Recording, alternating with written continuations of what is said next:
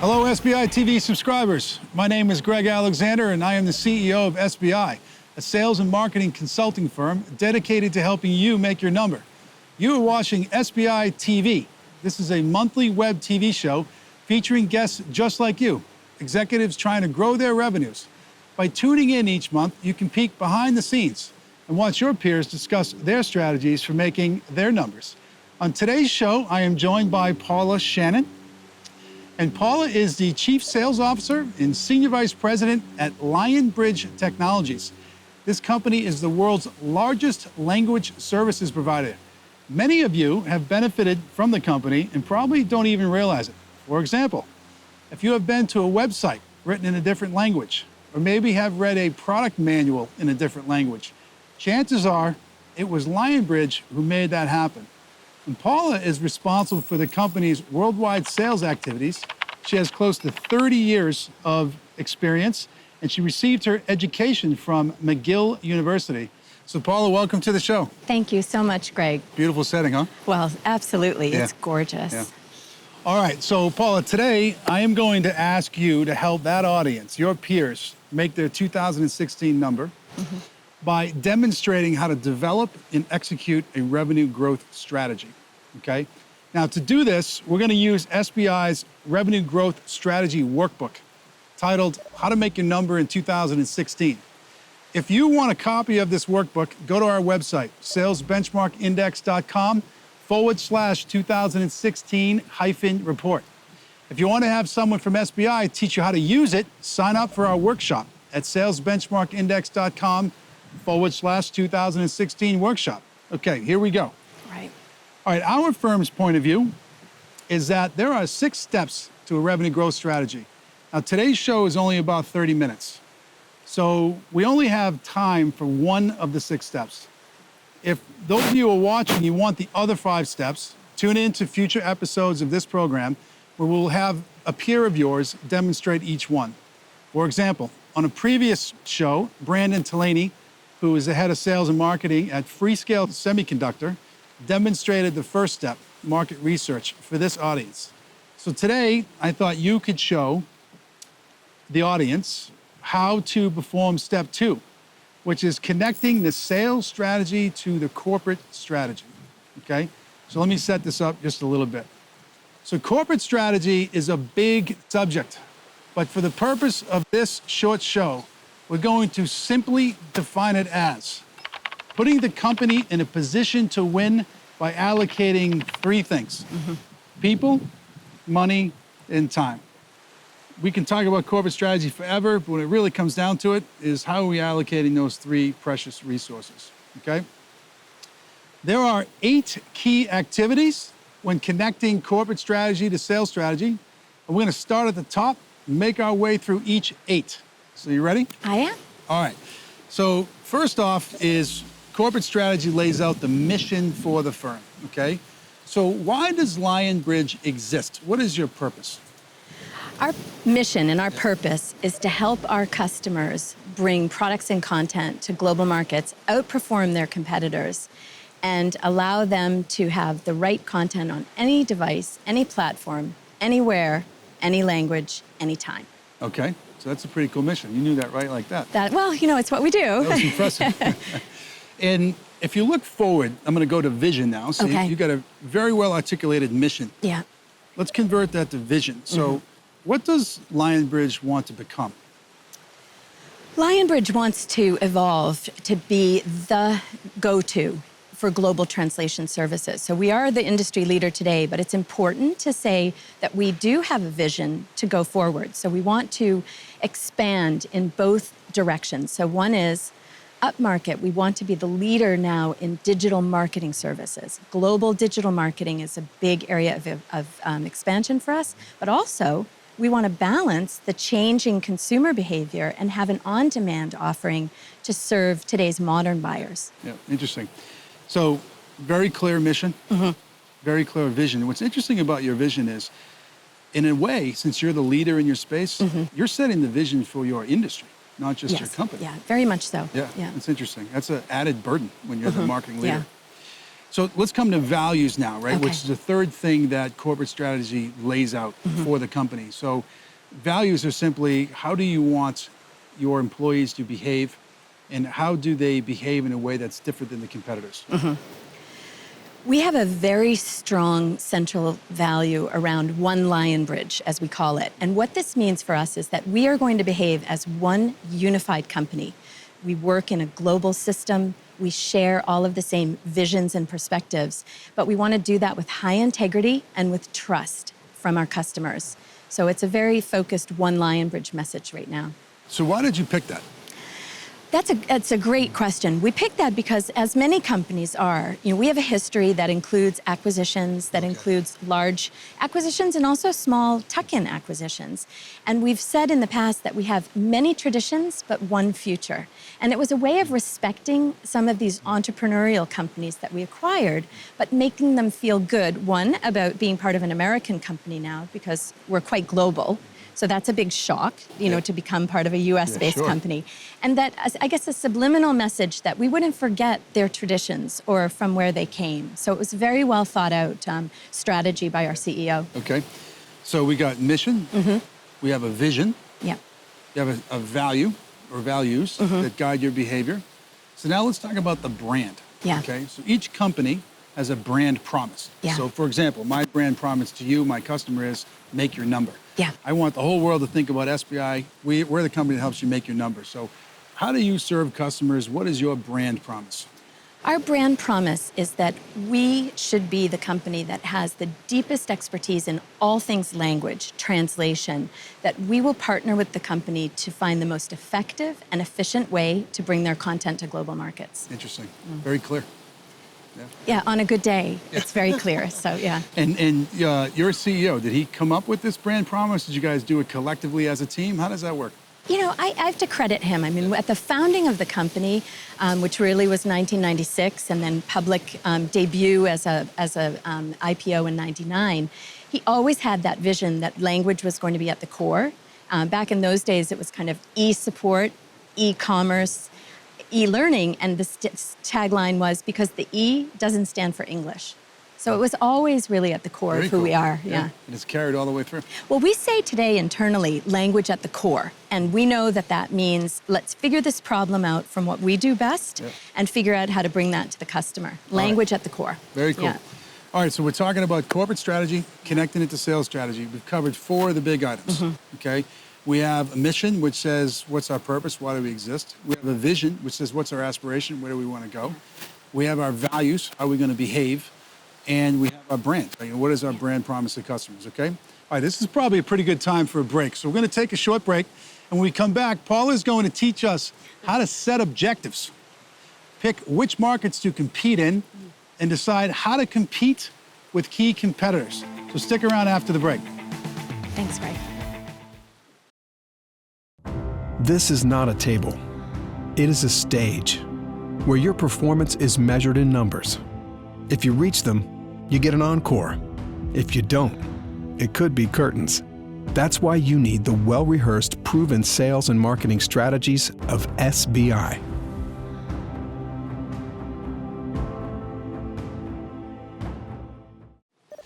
Welcome back. You're watching SBI TV. I'm Greg Alexander, CEO of SBI, and that is Paula Shannon, Head of Sales at Lionbridge Technologies. And today we're trying to help you make your 2016 number by demonstrating how to develop and execute a revenue growth strategy. We're using SBI's 6-step revenue growth methodology and the companion workbook to guide our conversation. Today's focus is on step 2, which is connecting the corporate strategy to the sales strategy, and there are 8 key activities in this step. Before the break, we reviewed the first 4 activities: mission, vision, values, and brand. Let's now turn our attention to activities 5 through 8, all right? So objectives, all right? Objectives are goals, okay? So what are the company's objectives that must be met, and how were they determined?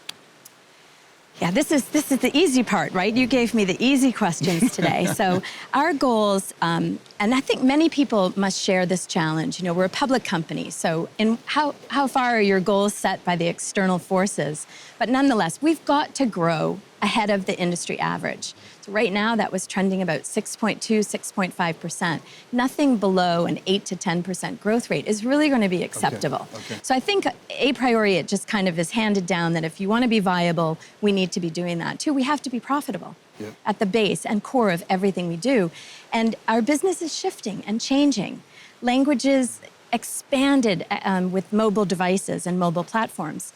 They're not expanding quite as much anymore. 100 languages is pretty much what you need. Microsoft does 127. So we need to expand into adjacent areas to be profitable. And so that really is what we're focused on. All right, so you have an objective, right? So it's high single-digit growth. Yeah. You want to grow faster than the market. Yeah. Okay, so the way that objective was set is the market has a growth rate and you've decided to grow faster.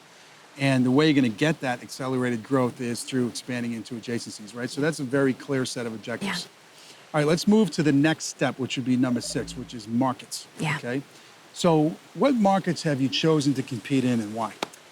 This is the best question of all. So I know that you had a session earlier talking about that, and it's so fundamental. I mean, it really should be an iterative process. I mean, the strategy is defined by the market intelligence and the research. In our case, and I don't think we are that much different than the 91% of the companies that you cite that really are not aligned with the corporate sales strategy. We were not. And so we did a fundamental deep dive to look at the market. We lacked in good third-party data. Our industry is not covered broadly. So we did a very deep dive looking at, all of our assumptions and challenging them. What was the potential of each of the verticals where we thought there was a revenue to be sold? What was the upsell potential? And we had some surprises. I mean, there were industry verticals that were underserved or that we had ignored that proved by the data, and it is data at the end of the day. It's about big data. And so it said, really, this is where we need to focus. So we decommissioned a couple of verticals. We decommissioned several horizontal services where we felt that we could not compete. We just were not in a leadership position. And I'm not sure that without that alignment, we would have had the courage to do that. Yeah. So what I love about that answer is that when I am working with CEOs and sales leaders, and I say, listen, you have to make some choices. Yeah. Right? Yeah. And you can't do everything. Yeah. So pick your markets, use data, which you did, to determine the markets, and walk away from some markets. Yeah. And when you walk away from them, don't try to go back to them. Say, listen, we made this decision, we're not going there, and here's the reasons why. All right, so we've got objectives, and you've selected markets, okay? Let's go to competition. Yeah. So who do you compete with, and how do you beat them? Well, I'm not going to name them on air and give them any of our time, but we have very clear competitors in 2 different segments. So in the segment that's most important for growth, the global digital marketing services, we would be competing against the back office of many of the global agencies that are part of these large firms. And that's key because we have advantages or differentiation that they don't, our one Lionbridge. Right. We really are working as one unified company. In the agency world, London is fighting with Tokyo, is fighting with New York. That's status quo for them. Oh, wow. And then in our core business of translation, we have a number of really very respected competitors. And there, our scale. Our scale has to be a differentiator. The ability to take a launch of a core product for a Google and get that to market is something that we can do with excellence. And then now we're trying as well in the on-demand market to compete, and that's another set of competitors who've built portals and automatic kind of self-serve models. And those are new entrants in the market? Yeah, that's very much of a disruptive innovation, new entrant kind of a model. So this is tough for a corporation to fight on both ends of the spectrum. And the sales strategy is not one. It has to be that... multidimensional. And that people are informed that your part of the mission is to do this very well. And these other teams are going to do that very well. But as a whole, it's what we want to move forward. So for the audience, I hope you're realizing right now, right? So what we're talking about here is connecting the corporate strategy to the sales strategy. And we're on the set today with a sales leader. And the sales leader is communicating as if she was a CEO. So you and your CEO are so well aligned because you can tell me what the objectives are. I mean, you gave me numbers. You can tell me what markets you're in and which ones you're not. You can tell me who your competitors are, at least at the category level, and how you beat them, Yeah. right? So that's a great example of being in alignment. The last part of this portion of connecting corporate strategy and sales strategy is what we call advantages, okay? So advantages is, think about this as the things that you have that the competition doesn't have that really resonate with the customers, the things that matter. And the academic theory here from people like Michael Porter at the Harvard Business School, Right. et cetera, I mean, they would, and I'm going to dramatically simplify this, but they would say any company can compete on one of three things. They either are the low-cost provider, so think of like Dell Computer and what they did to the PC industry. They had a way of building a PC that was more efficient, so I could sell it, if I'm Dell, I can sell it to you for 25% less and still earn a profit, Right. And it's a viable strategy Yeah. for a lot of firms. You can compete on product or service differentiation. So I have a better widget or I deliver a better service. Or you compete on your customer relationships. So think of like the Four Seasons Hotel. Yeah. You go there and it's just a great experience because they're so about the customer, right? So at Lionbridge, which of those three, or is it a combo? I mean, so what are your advantages? All right, I think one of the challenges, Greg, is to make sure we know what those advantages are for the very distinct businesses that we're running. So they are bespoke, service-oriented businesses on one end, and then we have our on-demand, which is more about ease of use and frictionless portal. What it is never going to be is about pure price in our world. So on the services, we are offering an enhanced service. So what we're providing is the company that can get this right, that can embed with the customer, integrate technology. We want a trusted relationship. We want to demonstrate integrity so the customer trusts us with the whole story. Then we can tinker on the process, cut steps out, and reduce the total attracted cost of translation. Now, on the segment that's more on demand, it is a fixed price. It's a productized offering. The price is very transparent, but it's about ease of use. It's about transactions and simplicity. So what I love about that answer is that you have objectives by market segment, competitors by market segment. Yeah. Products have been slotted to certain markets, and you know how you're going to beat each of the competitors in those markets, right? So that's a great example of strategic alignment. You know, you cited earlier the research that we did this year that showed only 9% It's a small number. of companies that are in strategic alignment. But just think about it. If any of those things are out of whack, it's going to be hard to make the number. Yeah, You got to be slotted together, right? absolutely. All right, so this is a good time for us to take a break. So we're going to take one last break here. But stick around, because when we come back, Paula's going to help you tweak your sales strategy based on what we learned about the corporate strategy. So hang around and come back after the break. Thanks, Greg. Your finish line is your number, and the only way to reach it is to make certain everyone is pulling their weight and headed in the same direction. That's why SBI uses proven techniques to bring everyone on your team on board with successful, standardized sales programs, enabling victory at the turn of every quarter.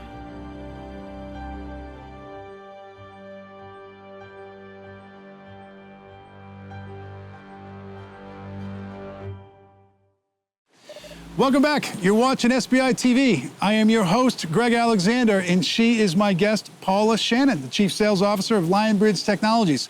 Today, we're trying to help you make your number by demonstrating how to develop and execute a revenue growth strategy. We're using our 6-step revenue growth method and a companion workbook to guide our conversation. And today, we have covered the 8 key activities in step 2, which is connecting the corporate strategy to the sales strategy. Now, if this was an SBI consulting engagement, at this point, we would be at a critical milestone. The CEO and the sales leader would be crystal clear on the CEO's corporate strategy. And you may think this is no big deal, but our experience tells us that very CEOs and sales leaders get to this level of understanding. And without it, revenue targets get missed. So the engagement would enter the next phase, and I know you've been through this, Yeah. which would be helping the sales leader adjust his or her sales strategy to reflect the corporate strategy. And this is what we call getting into strategic alignment. So everything we've talked to about this point is, did the CEO give you the inputs that you needed in order to build a sales strategy, okay? Because you're downstream, so to speak, Right. from the CEO. So now you know things like, who do we want to be? How do we want to behave? Who are we going to compete with? What are our goals? What are our differentiators? You have all that, so you can build a strategy, okay? So the corporate strategy laid out revenue and profit objectives for the year. You now have to translate those to things like quotas. Yep. How do you do that? This has been one of the most eye-opening aspects of working on this process. So I think I mentioned before how iterative it was to look at the end markets, and we talked about big data. And so now big data is going to be your friend again for a second time, because this is a huge transition for the sales team. And if you don't have facts at one end of the pyramid, this kind of stool, it will topple over. And so what we've been doing and working on is that we want to share the same data that informed our decision about the end markets, the verticals, where we want to spend our time. That also included the upsell potential on a number of our existing accounts. So right away, the first thing to tackle is that there was a lack of alignment. We had B and C players, everyone has them. Yep. And we had C players who were actually given, an annuity to take care of what turned out to be an A customer in terms of upsell potential, lifetime value of the customer. So I think that we were lulled, as many companies are, into looking at our accounts maybe not as strategically as we should, but more based on how long had they worked with us, were we able to take care of them with a different model. So that was number one. Number two is in process now. And that is a radical change that I think most leaders would welcome. Certainly at a CEO level, the art and science of quota setting is not something that they enjoy. No. And so what this does is to say, it's really not going to be as bottoms up. You're not going to both tell me at a sales level that I can do 8% more or 9% more next year, nor are we simply going to translate the corporate growth number and push that down on you with a lift because we don't believe you'll make your number anyway. So it's more scientific. We want to say, we looked at your market. We looked at your end market. You've got the industrial, automotive manufacturing sector. Maybe there's a geography on it. We chose end markets. Okay. Our team is not enormous that it's got a geography overlay yet on top of it. We looked at the actual customers in that segment. We used big data to estimate what they spend on translation and language services. We looked at multipliers and algorithms of, how much of that might be up for bid every year. What's our win ratio? We're not expecting you to close ahead of the, all of this stuff into a plan that says, now top-down directive. I'm not just saying that you have to make the 8.2% that maybe was a company goal.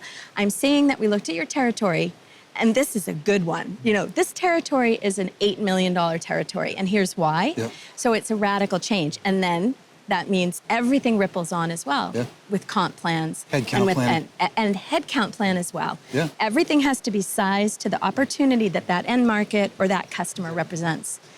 So what I love about that story is when you hand the salesperson the quota, no matter how fair it is, that salesperson, if they're any good, they're going to say, I can never get there. Yes. It's too high.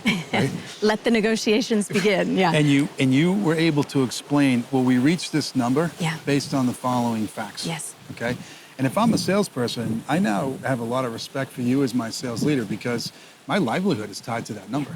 And the level of thought you've put into it says to me, you actually want me to be successful. And in a way, me, the salesperson, and you, the sales leader, are now in alignment. Yes. Because we have a shared objective, right? All right. The corporate strategy stated the markets the company was going to compete in, okay? How do you translate market choices to headcount allocation for your team? So earlier you said, we're going after these markets and not these markets, and we have adjacent markets that are going to grow. Yeah. So how does that make it from that, which some sales leaders would say, that's high-level board stuff. Yeah. But eventually, that's got to translate to people on an org chart. Yeah, so how does that absolutely. happen? This has been also a real learning experience for me as well. I mean, I don't want to imply that we just defaulted to kind of, here's the team that we've always had. Or probably like many leaders, Greg, we used averages and means and said, if the average rep is doing 2.58 million ahead, we need X amount to hit this goal. And looking back, it's just such an inefficient way of doing it. Our business, we have some role corruption because we have hunters and farmers in the same team. We're not alone. I mean, that's common. And so what this methodology does is it removes that crutch of sizing the team based on what you do today. Yep. And it says that it really should all be about growth. It's about, maybe there is still legacy business in that team, but you're sizing it for the go-get. Right. And the go-get is the market research on the new verticals, but it's also the upsell potential on this very rich farm of customers. We've got 600, 1,200 of the best names in the world. There's a huge case to be made, and I think there was a recent blog that you've published about farming being a great way to go. And then lastly, because I think you asked it, was we had assumptions about the size of certain teams on large legacy accounts that we held for a long time, and they had grown kind of an amorphous, blob. They're servicing sales, they have account management. And I think what we're saying is let's deploy resources smartly. Let's service that great account, but they maybe value project management more. And let's put the sales budget and headcount on this hot vertical that has $2 billion of potential. So if I was tweeting this, I would tweet your answer as, we're basing headcount on the go-get. Yes, very much so. Because so often we base headcount on what we already got. Yeah. But that backward-looking stuff is, the market could be huge, but if you have 95% of it. Yeah. Right. And then do you wonder why you've built an organization that maybe favors the farmer over the hunter, right? You've done it to yourself. Yep, exactly. So. Okay, the corporate strategy explained how the company adds value to its customers. So how do you translate the company's brand promise into a sales methodology? Oh, okay. So the sales team can articulate the brand promise to the customers? This is something that it's a bit tough, because I feel that we did this well some time ago when translation and localization of software was not well understood. It was a bit of an art. So you had to evangelize. And you had to evangelize, and you had to get in there and touch it. You had to get with the R&D group. You had to see how they crafted the software. Some standards, as they always do, they kind of level the market. And so we have maybe lost a bit of our edge in the consulting and the diagnostics. So one very concrete way that we're changing our sales process to match to the strategy is to beef up again that solution architect consulting brain, and to go in and challenge the customers on whether or not the steps that they have in place are the most efficient. It's good for us. Maybe there's outsourced business process management tasks we can take on. I know it's good for the customers, and that's where the integrity comes in. Yep. We know that this is the best practice to reduce costs and reduce time to market, and so hopefully those things can align. But I think that that's a good use of sales, whether you call them field sales engineers or solution architects. The customer values that in a deep process. So that's a great example. I mean, you said we want our customers to feel our brand promise. Yeah. Okay, so we're going to add heads in these consultants or solutions architects, whatever you call them, right? What do you call them? Solution architects. Solution architects. Yeah. And their job, their mission, is to go to the customers and articulate the brand promise and challenge their thinking, right? So another great example of how something that was defined in the corporate strategy, a brand promise, got translated to field level execution, right? All right, let's keep going. So the corporate strategy identified the key competitors and outlines how you're going to win, okay? How does that translate to the org model in sales? So you have this competitive position. You're positioning yourself against these competitors in this way. And then you have to translate that into hunter, farmer, geo, industry, pick whatever flavor you want. How do you handle that? That one is, I think the first thing that we have to do is to stay true to the fact that we do have different go-to-market models. And that through our CEO's vision, it is best not to corrupt those models. So what I mean specifically is that when we're encouraging a startup mentality, as we have with our on-demand offering, that they are allowed to run free. And so a part of my job is to just stop the noise, because that is a suspicious model for the enterprise sales force. They're calling on customers, they're Hey, eager, Yeah. young go-getters. It's an inside sales model. So I think articulating that this will be separate is very important. And then focusing on the key accounts, again, that's a nice, easy way that you can kind of segment your team. The high-value account manager farmer has a good home there. Yep. And then on the go-get, I think, Greg, we've got to be realistic. We want to align to this data, to the end markets. Yep. We want to go after the verticals where there's opportunity. But we are not an enormous company at $630 million. We are not going to have 4 reps in Denmark. You know, I mean, so it just won't happen. Yep. And so we have to balance geography and language, Yep. culture, Yep. coverage. I think you have the social proximity might be a way you look at that. But we want to, wherever there's scale, we want to push to this end market discipline. So, I mean, the story of having a separate go-to-market for the on-demand model, right? That's Exhibit A in terms of an example of aligning corporate strategy with sales strategy. The corporate strategy said, there's this segment we want to go after. yeah. The product strategy said, we're going to go after it with this product. And then instead of dropping that into the current sales model, you guys said, we're going to have a separate go-to-market, and they're going to go. So the organization is now not in the way of success. On a good day. On a good day. Yeah. Well, your job is to play traffic. No, cop, exactly, right? yeah. All right, one more question. Sure. So the corporate strategy discussed how the company is going to behave by defining its values, right? Yeah. How does that translate to your hiring profiles when you hire salespeople? Well, I mean, that's something that we're really focused on right now, the talent, right? I think you are really the voice of the fact that it's 50% talent and 50% conditions or context. I don't think that we've put enough attention on recruiting to a profile. So the first thing we did was to develop these competencies, the 10 or 12 per role, and they're very detailed. I mean, they really define the level of curiosity, the level of passion, and integrity is a huge value of ours. So we want to look at that. One of the ways that we would be changing the sales hiring process or our talent program that we're working on now is there's a lot more focus on a job trial. And I think that's something we've learned from working with SBI. And job trial is not send me your best PowerPoint, you know, that you did, which on some level probably was a bit what we did before. Salespeople are great at selling. So what we want to do is put them situationally into a scenario and really see, are they high integrity? Do they have the professionalism that we want? I mean, this is not a simple service to sell. We need people that understand language and culture. Yeah. And so I think that has not yet had the impact that I'd like. I think that's just beginning. Yeah. But that talent program is a huge part of it. Awesome. You know, when I asked you about your values, you mentioned integrity several times, right? Yeah. So you've now taken that core value, and every company has to have things they believe in, or why are we here?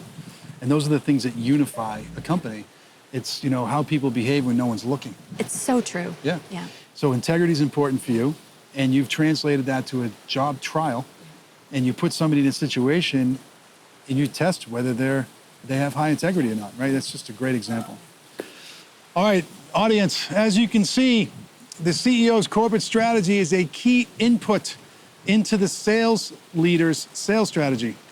If the CEO does not take the time to crisply articulate his strategy to the sales team, revenue growth will suffer. So a shout out to the CEOs out there. Crisply articulate your strategy to the sales leader. If the sales leader doesn't take the time to adjust his or her sales strategy to reflect the CEO's corporate strategy, you're going to miss your number. Revenue growth is dependent on strategic alignment. So shout out to the sales leaders. Go to your CEO, ask him or her to give you their strategy, and don't just read it. Do something about it. Tweak your strategy to reflect it. So we're out of time.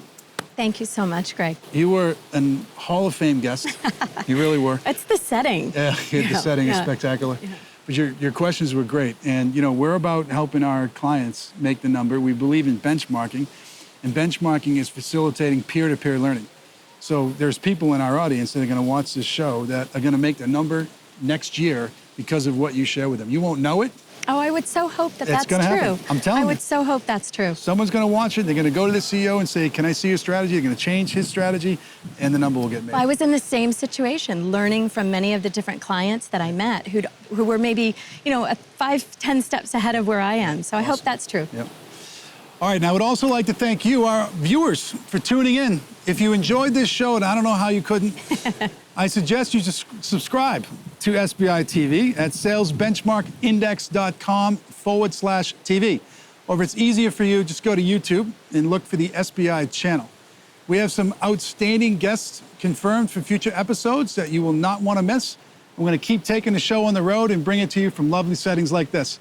So until then, I wish you the best of luck as you try to make your number.